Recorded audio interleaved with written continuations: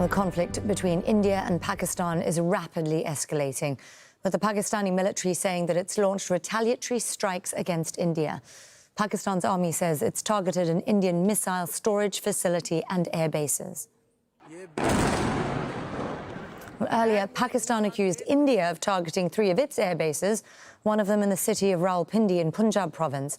The Pakistani military says none were damaged. The missile attack by India on the Pakistan Air Force bases. Majority of missiles have been intercepted by the alert air defense system of the Pakistan Armed Forces. The few that have been able to sneak in have not been able to cause any damage to the flying assets of Pakistan Air Force as per the initial damage assessment reports. And residents have reported hearing multiple explosions and gunfire in Peshawar in northwestern Pakistan. They were heard in the early hours of Saturday. Well, we are covering this story from across the region. In a moment, we'll be hearing from Umar Miraj in Srinagar, an Indian-administered Kashmir. But first, let's speak to Osama bin Javed. He's in Lahore in Pakistan. Osama, let's start again with what Islamabad is saying. This is promised retaliation. They've announced a full military operation. So right after the morning prayers here in Pakistan, Pakistan military launched its counter-offensive against India, codenamed Operation Bunyan al-Marsus after a verse in the Quran.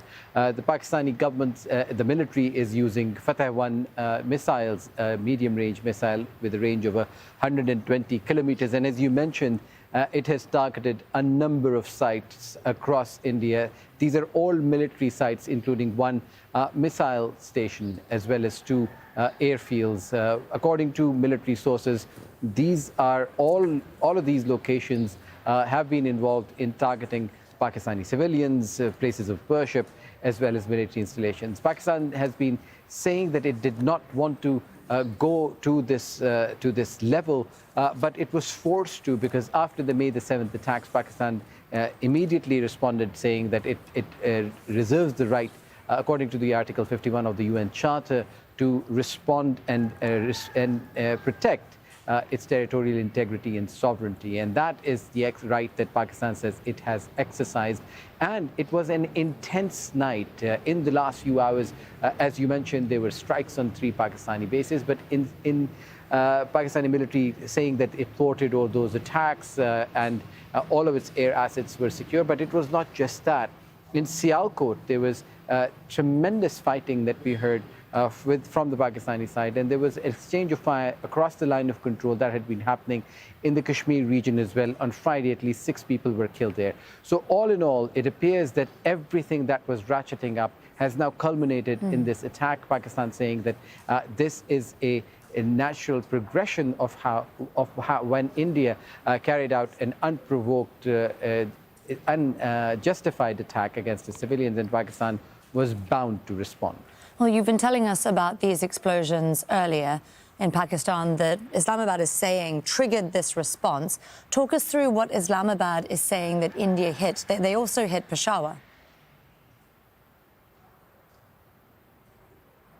Yes, so there have been a number of strikes that have taken place. Pakistan, in the early hours of Saturday in the morning, Pakistan said it had thwarted those attacks on those military bases, and there have been a number of drones that have fallen in various parts of the country, and that has been an ongoing case where more than 77 drones in the last 48 hours have been shot down by Pakistani security officials. They've been using all sorts of kinetic operations to bring down these drones, and many of these drones have fallen on population bases. So it is a active theater, and we've in the last few hours heard from other cities, including Lahore and Karachi, of hearing explosions and drones falling in densely populated areas. And this is where the concern is, that this is not a battlefield which in conventional terms was limited to the line of control. This is now being fought over densely populated parts of both countries. And that is where the concern lies, that if this continues, if there is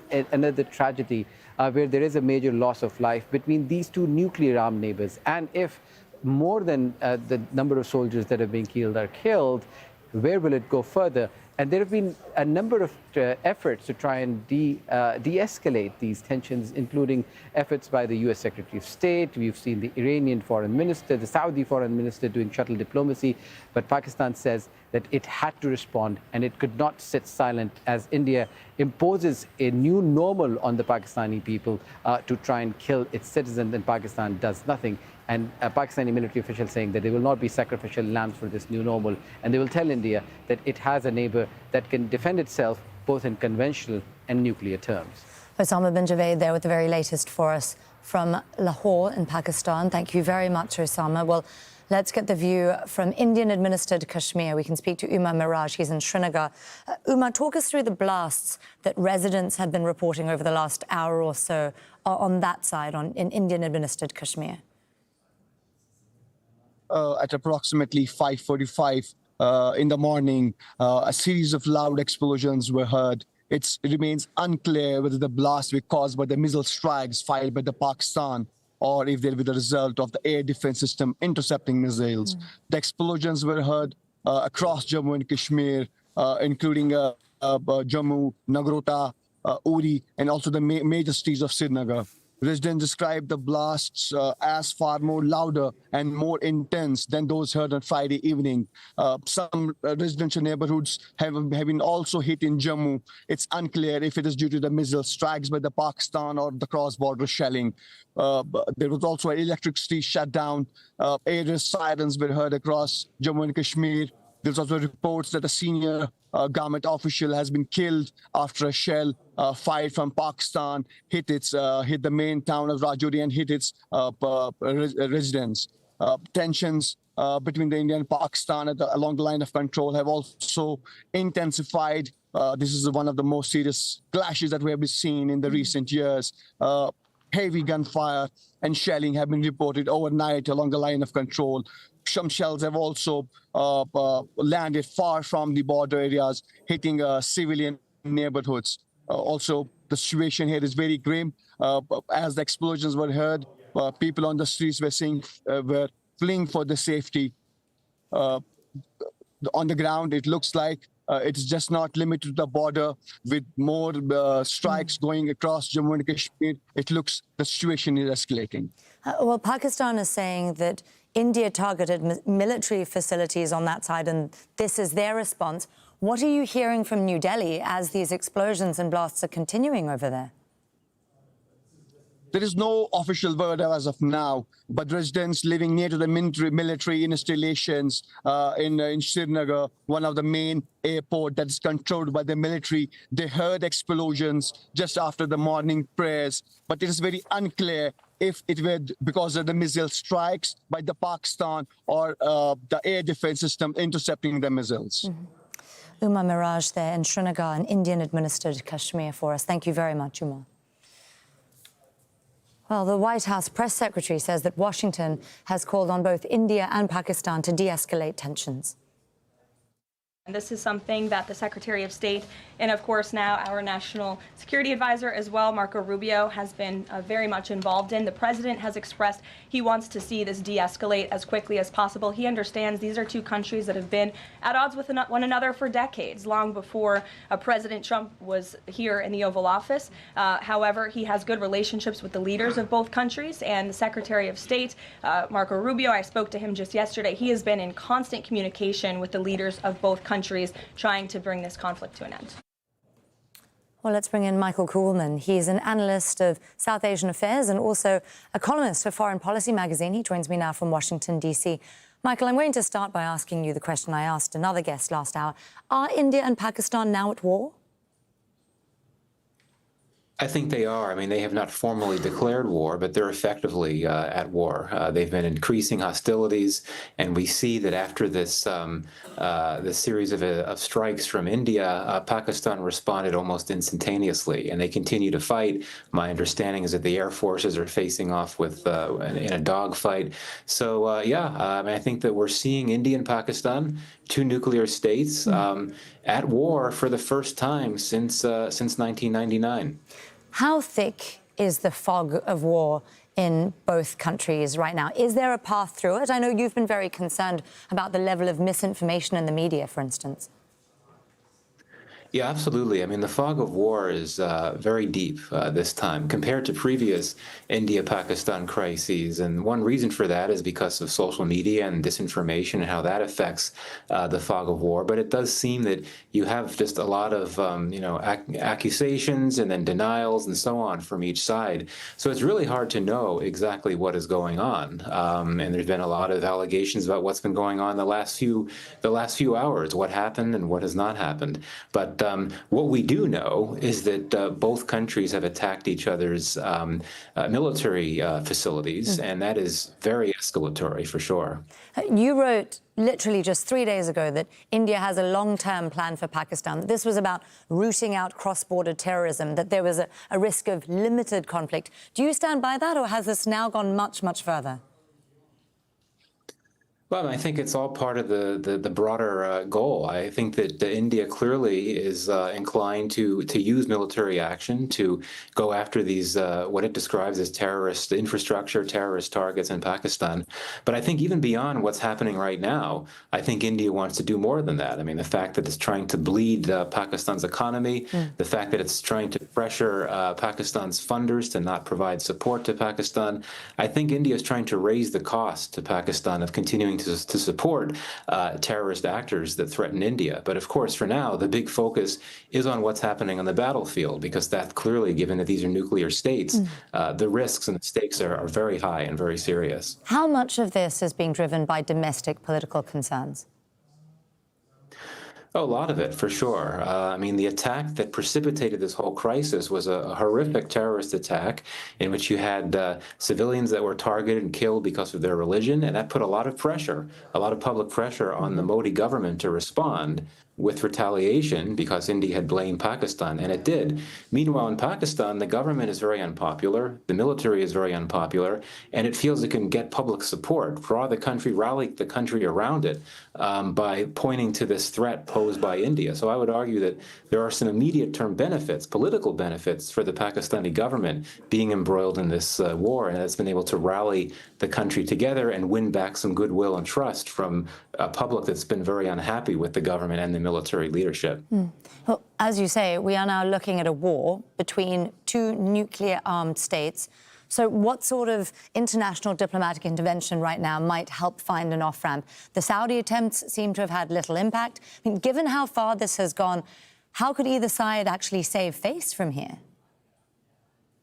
And I think what has to happen is we have to get to a point where each side is willing to claim victory and say that they've been able to achieve what they wanted to achieve. And that would involve securing military losses on each side, so to speak, so that each country, each government can take back to its public that type of achievement. But I'm not sure if we're there yet. I don't think that either country feels ready to step off the battlefield just yet. But that is indeed where the international mediation would be important. And it's true that so far it has not worked. The U.S. has been quite involved in trying to mediate as well.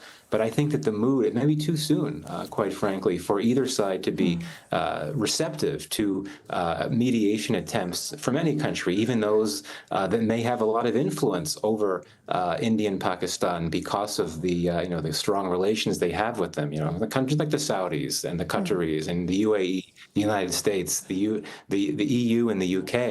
But unfortunately, it may be too early for that type of external mediation to work.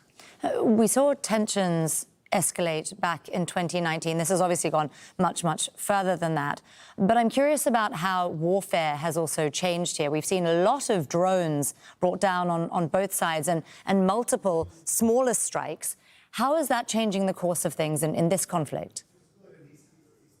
Right. I mean, it's that, and also the fact that both countries have been able to acquire very sophisticated weaponry from close partners. I mean, we now know that Pakistan was using Chinese-made jets in this crisis, and it apparently took down several Indian jets that were made by France, Rafale jets. So that's pretty significant too. I mean, these are two countries. They both have strong militaries. India's is much larger and more powerful, but Both countries both militaries are very strong, have a lot of capabilities, and they fill gaps by acquiring arms from overseas through their arms partners. And that, I think, has meant that they're comfortable ramping up hostilities because they have the capacities to maintain that intensity of warfare.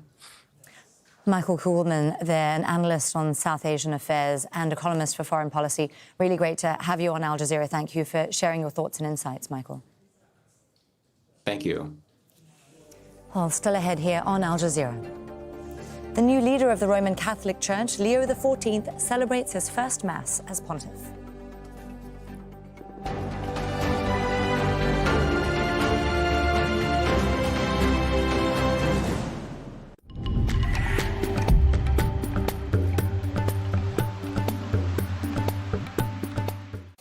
A spell of heavy rain you can say probably goodbye to by the end of Saturday. It's on its way through, though it'll be a pretty wet start in Tokyo.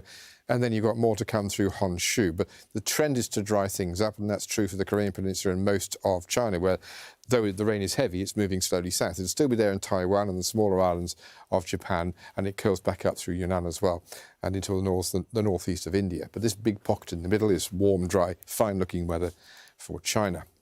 Surprising number of thunderstorms want to come back again to Java. They're certainly around Sulawesi and West Papua, but more obviously it's going to be Thailand and Cambodia which get the biggest thunderstorms, and that's going to be a repeatable procedure for the next 2 or 3 months, I would have thought, but certainly the next 2 or 3 days. India's weather pattern's been a bit disrupted recently. For example, if you come to the east and include Bangladesh, that 41 will be equalling a record if it happens. It's because of the lack of cloud building on Saturday. The showers have been further west in India, in Mumbai, for example, up through Gujarat and towards Rajasthan and the far south of Pakistan. It should not be that wet this time of the year, but it is on the Saturday forecast. Sunday sees a hint of the growing showers now in Bangladesh.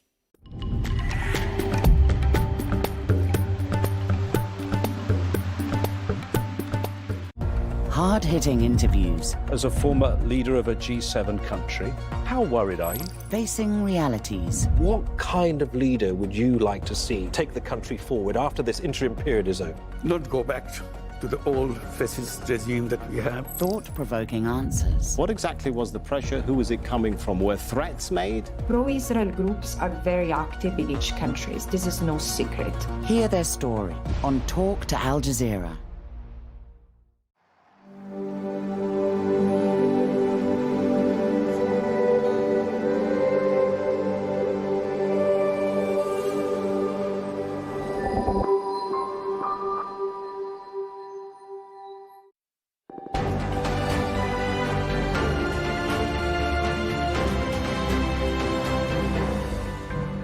Hello again, I'm Nastasia Tay in Doha and you're watching Al Jazeera. Let's remind you of our top stories.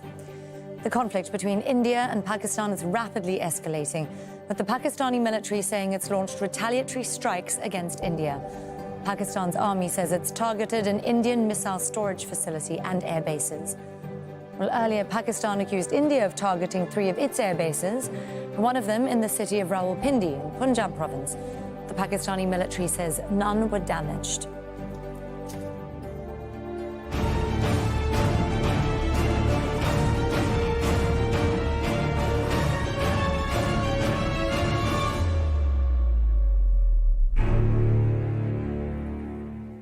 The United States has proposed a new plan to restart deliveries of aid into Gaza, sidestepping the United Nations. It says Israel will take part in providing security, but not distribution. The U.S. ambassador to Israel says more details will be revealed in the coming days. Israel has deliberately blocked the entry of food, water and medicine into Gaza now for more than 2 months. Israel is not doing anything. We call upon the United Nations, we call upon every NGO, we call upon every government, especially those who have been saying, why don't you do something? Why isn't something being done? Well, something is being done. So we invite people who have been concerned about it to join in this process. I will be the first to admit it will not be perfect, especially in the early days. It's a logistical challenge to make this work and to make it work well. Well, Chris Gunness is the former spokesperson for the United Nations Agency for Palestinian Refugees.